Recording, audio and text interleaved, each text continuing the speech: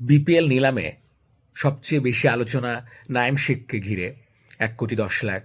যদিও তিনি প্রিমিয়ার লিগে ৭০ লাখ টাকা নেন, কিন্তু সবচেয়ে বেশি খুশি হয়েছি হাবিবুর রহমান সোহান, আমাদের সিরাজগঞ্জের ছেলে। সে পেয়েছে ৫০ লাখ টাকা। ডি ক্যাটাগরির ক্রিকেটার, যার ভিত্তিমূল্য ছিল ১৮ লাখ টাকা।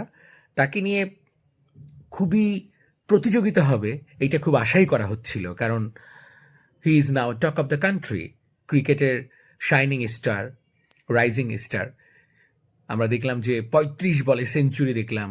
এনসিএল টি-20-তে তার ছক্কা দেখেছি, সবচেয়ে প্রথম দেখি আমি রাজশাহী টি-20 ক্রিকেট টুর্নামেন্টে। সেখানে তার সে কি ছক্কা, ভাইরে ভাই! ওই ছক্কাগুলো যে কোনো মাঠেই ছক্কা বাংলাদেশে।